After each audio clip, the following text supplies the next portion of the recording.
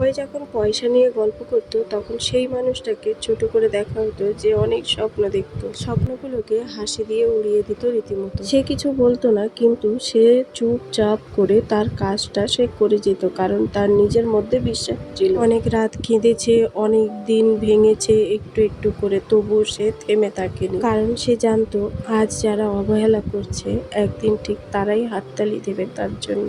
সময় কেটে গেল, আর সত্যি একদিন সেই সময় এলো তাদের যোগ্য জবাব দেওয়ার।